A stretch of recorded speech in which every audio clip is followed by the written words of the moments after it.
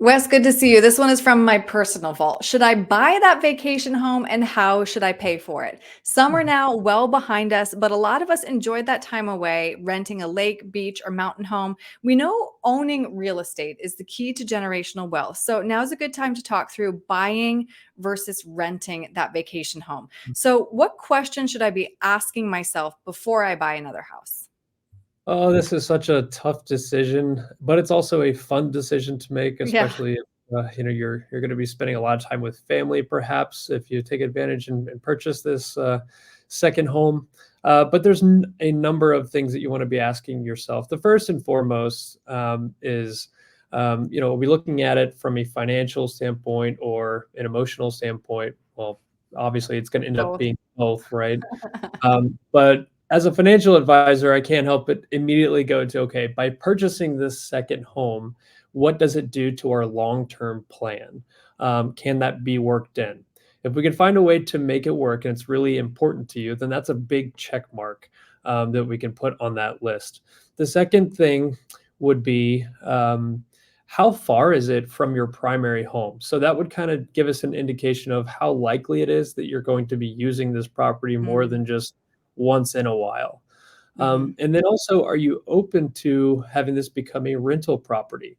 And a lot of people aren't, actually, because the thought of having unknown and strangers that are using your home while you're not there, that can freak some people out. But mhm.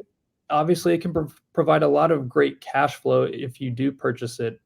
So you just got to kind of weigh the pros and cons of that, as well as some tax advantages too. Mhm. The other thing that we want to be thinking about is this a property that is going to cost a lot to maintain over time? Do we want the headaches of it?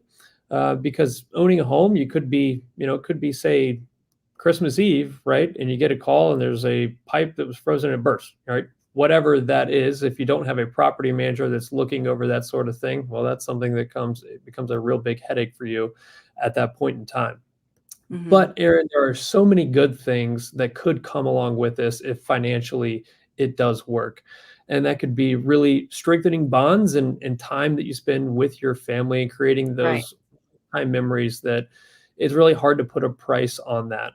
And Mhm. to see kids and parents get excited about going away on a Friday to that lake house and staying in that cottage and spending time out on the boat and tubing and skiing and whatever you do in those summer months, or going to the mountains and enjoying the snow and the fireplace, or maybe it's a beach property. And I say all three of these things because, especially for a lot of our clients that are local here in North Carolina, we're in central North Carolina, so it's not very hard to, take advantage of all Yeah. three: beach, the lakes, and the mountains that are close by. So there's lots of good things, Aaron, is what I'm getting at, that could come from it if it works financially. Right. My big pro would be that forced family time. You mentioned so many different pros and cons. I just wanted to bring up this visual and ask if there were any other pros and cons that we're not thinking about or that most people don't consider. Well, the thing that's attractive about, things like renting a Airbnb or whatever that it is nothing ever gets old.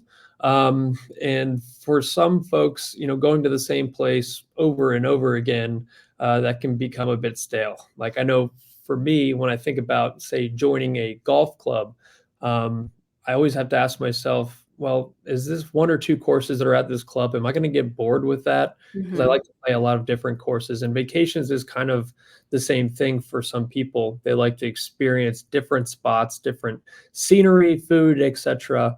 So that, I think, should play a factor in your decision. Mhm.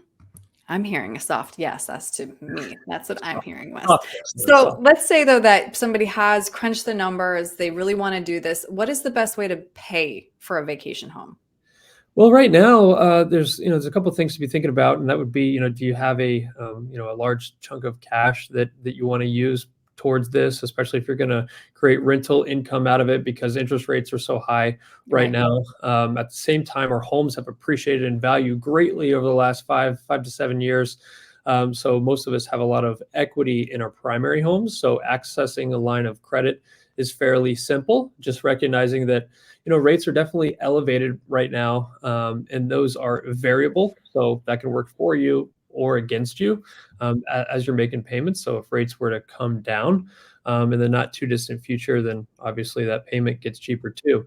But I think the thing that's safe to say that we should probably avoid as far as a financing opportunity would be personal loans, because personal loans are certainly higher rates than most Mhm. options. Mhm. Lots to consider, Wes, though I very much value being able to talk it through with you. I'm sure another couple family would enjoy having this conversation with you as well. What's the best way to reach you with questions? Reach us by phone or online. Phone is 919-322-4113, or simply shoot us a message on our website, patriotwealthnc.com. All right. Wes, thank you. Thanks, Aaron.